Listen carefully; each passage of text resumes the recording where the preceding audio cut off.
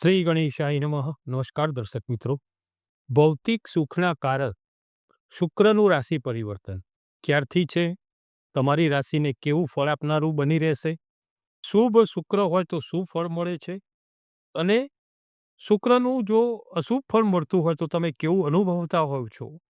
બીજું કે તમને અશુભ શુક્ર છે અને એનું ફળ તમને શુભ મળતું નથી, તો એના કયા ઉપાય તમારે કરવાના એ વિશેની માહિતી આપણે જોઈશું.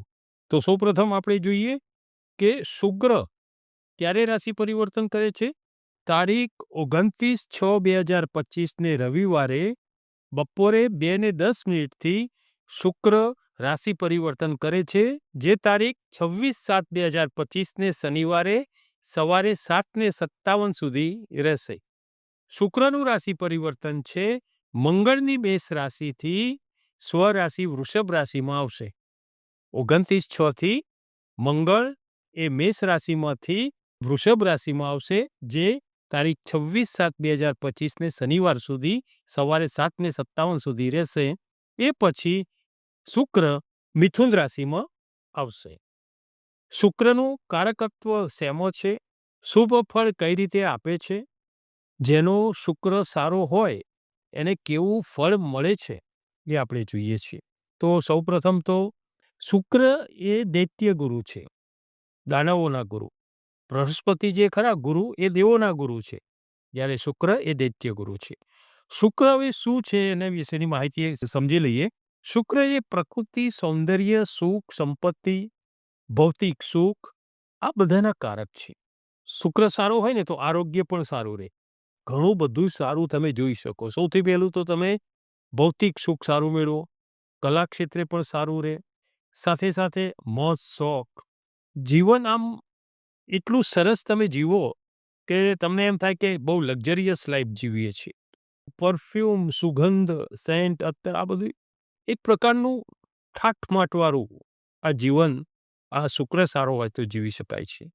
પ્રભાવશાળી વ્યક્તિત્વ હોય, આખી ઓળખ જુદી પડી આવે, એમ લાગે કે આ વ્યક્તિ કંઈક અલગ છે. કોઈ પણ વ્યક્તિને એના પર નજર પડે ને તો સૌપ્રથમ તો અજાણ્યો વ્યક્તિ પણ એક સમયે પ્રભાવિત થઈ જાય. આ પ્રભાવિત કરે છે. સારો શુક્ર હોય એનું જીવન વીઆઈપી જેવું હોય. આમ લાગે કે બહુ મોટો ઇમ્પોર્ટન્ટ માણસ, આમ બહુ જ જોરદાર માણસ છે, વીઆઈપી એવું લાગે. એની પર્સનાલિટી એવી હોય. એ ઇમ્પોર્ટેડ ગાડીમાં ઉત્તમ પર્સનાલિટીથી એ ફરતો હોય, સ્ટાન્ડર્ડ મકાનમાં રહેતો હોય. આ એનું પ્રભાવ છે. વધારે જે પ્રભાવ છે એ શુક્રનું એ 7મા ભાવ પર છે. એ કલત્ર સુખનો છે. એટલે એ 7મા સ્થાનને પ્રભાવિત વધારે કરે છે. 7મું સ્થાન પોતાના જીવનસાથીનું હોય છે. પ્રેમ, ભોગ, વિલાસ, ધન, સંપત્તિ આના કારક જે છે ને એ શુક્ર છે. ઉત્તમ પ્રભાવ અપાવે, કોઈ પણને આકર્ષિત કરાવે. કોઈની નજર ન પડતી હોય ને તો પણ પડે તો સમજવું કે આનો શુક્ર જન્મકુંડળીનો જન્મનો શુક્ર ખૂબ સારો છે, ખૂબ સારું ફળ આપનારા છે. તમને તમારી ઓફિસમાં કે ઘરમાં તમને એવું લાગે કે મને બધું વ્યવસ્થિત જ ગોઠવેલું ગમે છે. સહેજે પણ આમ અસ્તવ્યસ્ત હોય તો ના ગમે. વ્યવસ્થિત હોય તો આવું મને વધારે ગમે છે. તો એ સમજવું કે શુક્ર સારો છે. તમને જીવનસાથીનું સુખ ઉત્તમ મળે છે. ઉત્તમ આકર્ષણ તમે ધરાવો છો. તમે કંઈક વિશેષ પ્રેમ પ્રાપ્ત કરો છો. તમારે ઊંઘમાં પણ, નિંદ્રામાં પણ એવી તમે ગાઢ નિંદ્રા લેવાનું માનો છો. તો સમજવું કે આ બધું શુક્ર શુભ છે. જેમ તેમ રહેતા હોય ને તો સમજવું કે એનો શુક્ર સારો નથી. હવે જે અશુભ શુક્ર હોય ને એને એ વ્યક્તિ જેમ તેમ રહેતો હોય. એને ટાપટીપ રહેવું જ ના ગમે. એ પરિવારમાં અશાંતિ જ રહ્યા કરે. જે અશુભ શુક્ર હોય ને એને કોઈ સૌંદર્ય કે એવું કંઈ ગમે જ નહીં. પછી સંયમ ના રહે. અમુક વખત તો ચારિત્ર ઉપર પણ એની અસર થાય. ભૌતિક સુખ ઓછું મળે. તો આ બધું થાય ને તો સમજવું કે આ વ્યક્તિનો જન્મનો શુક્ર એ શુભ ફળ આપતા નથી, અશુભ ફળ આપે છે. આવું જો વ્યક્તિત્વ હોય તો સમજવું પડે. સૌથી પહેલા આપણે જોઈ લઈએ કે શુક્રની અધિપત્યવાળી 2 રાશિ છે. કઈ રાશિના સ્વામી છે? એક તો વૃષભ રાશિ અને એક તુલા રાશિ. આ 2 રાશિના સ્વામી શુક્ર છે. શુક્રની ઉચ્ચની રાશિ છે મીન રાશિ છે. મીન રાશિમાં જે છે ને ગુરુની અધિપત્યવાળી મીન રાશિમાં શુક્ર ઉચ્ચના હોય છે. જ્યારે કન્યા રાશિમાં એ શુક્ર નીચના બને છે. બુધની કન્યા રાશિમાં શુક્ર નીચના બને છે. શુક્રના મિત્ર ગ્રહો જે છે ને એ બુધ અને શનિ છે. જ્યારે શત્રુ ગ્રહ તરીકે જોઈએ ને તો સૂર્ય, ચંદ્ર, ગુરુ આ બધા શત્રુ ગ્રહ છે. શુક્રની અસર જે હોય એ કેટલા વર્ષે તેની અસર જોવાય? તો શુક્રની અસર 25 વર્ષથી 28 વર્ષ સુધીમાં એ ઉત્તમ ફળ આપતા હોય છે. 25 થી 28 વર્ષ સુધી. શુક્રના 3 નક્ષત્ર છે. ભરણી, પૂર્વા ફાલ્ગુની અને પૂર્વાષાઢા. આ 3 નક્ષત્ર એ શુક્રના છે. શુક્ર હોય એટલે પુરુષત્વ, પર્સનાલિટી, ભૌતિક સુખ, મોજ-શોખ, ભોગ-વિલાસ, દાંપત્ય જીવનમાં પણ પ્રેમ, કલા ક્ષેત્રે પણ બહુ જ સારી પ્રગતિ. આ બધા ઉપર અધિપત્ય જે છે ને એ સિવાય બી લવ મેરેજના યોગ બને ને એ પણ શુક્ર સારો છે ને એવું માની લેવાનું. શુક્ર સ્વગૃહી હોય, 7મા સ્થાને હોય, આ બધું હોય ને તો લવ મેરેજ પણ ઘણી કુંડળીઓ એવી રીતે હોય તો થયેલા છે. ટૂંકમાં પસંદગીના પાત્ર સાથે તમારો પ્રેમ જે છે ને એ જળવી રાખે. તો આપણે તમારી રાશિને કેવું ફળ આપનારું બની રહેશે?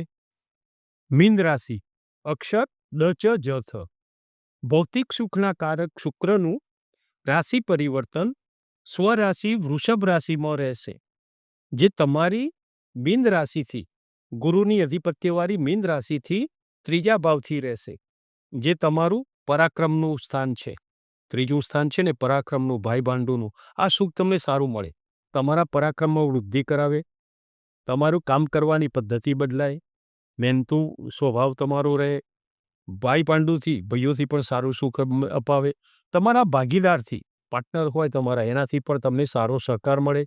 તેમજ તમારી પ્રતિષ્ઠા, તમારો મોભો, ઇજ્જત એમાં પણ સારો એવો તમને બદલાવ જોવાય. સારું એવું ઇમેજ તમારી બનાવે. તમારી સેહતની સુખાકારી પણ અહીંયા સારી બતાવે. આરોગ્ય સારું રહે. આ શુક્રનું જે ગોચર છે ને એ તમને શારીરિક રીતે પણ સારું જોઈ શકો. બીજું, શુક્રની 7મી દ્રષ્ટિ તમારી રાશિથી 9મા સ્થાને રહેશે. 9મું સ્થાન છે એ ભાગ્યનું છે. મહેનત ગમે એટલી કરો પણ ભાગ્ય જો સહકાર આપે ને તો ઘણું ફળ પ્રાપ્ત થતું હોય છે. તો અહીંયા તમને ભૌતિક સુખના કારક શુક્ર એ ભાગ્યને દ્રષ્ટિ કરે છે એટલે તમને અહીંયા ગુરુ કૃપા બની રહે. સાથે સાથે તમને ધર્મ ઉપર આસ્થા વધે, ધર્મ કાર્ય તમે કરી શકો, ધાર્મિક યાત્રા, પ્રવાસ કરી શકો. તેમજ તમારા હાથે કોઈ દાન, કોઈ સારા એવા કર્મ થાય, પરોપકારના કાર્ય તમે કરી શકો. આ જે શુક્રની દ્રષ્ટિ છે ભાગ્ય ઉપર એનાથી તમે તમારું હૃદય પ્રસન્ન થાય એવા કાર્યો તમે કરી શકો. ભાગ્ય સારું ઉદિત કરાવે આ શુક્ર. બીજું, ભૌતિક સુખનો આ જે કારક છે તમારા ભૌતિક સુખનો વધારો કરાવે, સુખ સંપદા અપાવે. ભૌતિક સુખના સાધનો તમે વસાવી શકો. તમારે શનિદેવનો બીજો તબક્કો ચાલી રહ્યો છે. એ માર્ચ 2025થી એ તમારી રાશિમાં શનિદેવ આવ્યા છે.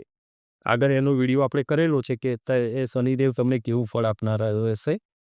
તો માર્ચ 2025થી શનિદેવ એ કુંભ રાશિથી તમારી મીન રાશિમાં આવ્યા છે રાશિ પરિવર્તન કરીને. એટલે તમારે હવે જે તમને છેલ્લા ઘણા સમયથી જે તકલીફો હતી હવે થોડી થોડી ઓછી થવા લાગી. કેમ કે હવે તમારે આ સમય થોડો રાહતવાળો જોવાશે. શુક્રનું પણ તમને આ રાશિ પરિવર્તન તમને સારું ફળ આપનારું બની રહેશે. તો તમારે જો તમારી જન્મ કુંડળીમાં શુક્ર સ્વગૃહી હોય અથવા તો મિત્ર ગ્રહ સાથે હોય, એમના મિત્ર છે બુધ અને શનિ, એની સાથે શુક્ર હોય તો તમને ખૂબ સારું ફળ જે મેં કીધું એ પ્રમાણે તમે મેળવી શકો. પરંતુ એમના શત્રુ ગ્રહ છે ગુરુ, ચંદ્ર, સૂર્ય, આ સાથે જો યુતિ હોય તો તમને તકલીફ કરે. કેમ કે જોઈએ એટલું શુભ ફળ શત્રુ ગ્રહ સાથે હોય એટલે ના આપી શકે. તો તમારે લાભ જે જોઈએ શુક્રથી એ તમને મળી શકે નહીં. આ મિત્ર ગ્રહ હોય તો તમને મળી શકે પણ શત્રુ ગ્રહ હોય તો આ રીતે લાભ મળતો નથી. તો તમારે એનો ઉપાય શું કરવાનો? તો આપણે સૌથી પહેલું એવું કીધું છે કે ગ્રહોના અધિપતિ છે ભૂત, પ્રેત, ગ્રહો બધાના અધિપતિ મહાદેવજી, શિવજીની પૂજા કરવી, શિવાલયે જવું, અભિષેક કરવો. જળથી તો બધા અભિષેક કરે છે, પાણીથી, પણ તમારે શુક્રની પ્રસન્નતા મેળવવા માટે મધથી અભિષેક કરવાનો. મધથી અભિષેક કરો એટલે શુક્રદેવની સારી કૃપા બની રહેશે.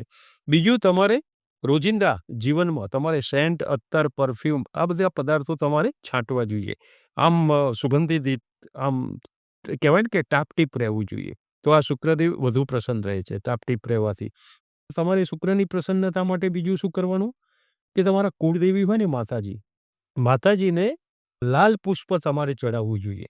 એનાથી સારી કૃપા શુક્રદેવની સારી રહે. તો તમારે આ રોજ કરો તો સૌથી સારું, પણ રોજ ના થઈ શકે તો રવિવારે, મંગળવારે અને શુક્રવારે ખાસ લાલ પુષ્પ માતાજીને ચડાવવું જોઈએ. બીજું તમે શુક્રના બીજ મંત્રનો જાપ પણ કરી શકો. શુક્રનો બીજ મંત્ર છે ઓમ દ્રામ દ્રીમ દ્રોમ સહ શુક્રાય નમઃ. ફરીથી કહું છું, ઓમ દ્રામ દ્રીમ દ્રોમ સહ શુક્રાય નમઃ. આ મંત્રનો જાપ તમે બીજ મંત્રનો જાપ કરવાથી પણ તમને સારું ફળ મળે. તો એમ થાય કેટલી સંખ્યામાં કરવાનો? તો એમાં લખ્યું છે 16,000ની સંખ્યામાં જાપ કરવો જોઈએ. પરંતુ એવું કહેવાય છે કે કળિયુગમાં ઉત્તમ ફળ મેળવવું હોય ને તો જાપ સંખ્યા જેટલી બતાવી છે એનાથી 4 ગણું કરવું જોઈએ. 16,000 જે બતાવી છે ને એના 4 ગણા એટલે કે 64,000 જાપ સંખ્યા તમારે આ શુક્રદેવના બીજ મંત્રની કરવી જોઈએ. એનાથી શુક્રદેવ તમને સારું ભૌતિક સુખ, શ્રેષ્ઠ ભૌતિક સુખ તમને આપી શકે. બીજું તમે કોઈ જ્યોતિષીની પરામર્શ મેળવી અને તમે શુક્રનું રત્ન પણ ધારણ કરી શકો. ડાયમંડ જે આવે છે હીરો એ તમે ધારણ કરી શકો. શુક્રવારના દિવસે પહેલી ઓવડામાં શુક્રની એમાં તમે આ ધારણ કરી શકો. તો આ હતું શુક્રનું વૃષભ રાશિમાં થતું રાશિ પરિવર્તન. એ તમારી ગુરુની અધિપત્યવાળી મીન રાશિ માટે કેવું ફળ આપી રહેશે એ વિશેની માહિતી. નમો નારાયણ.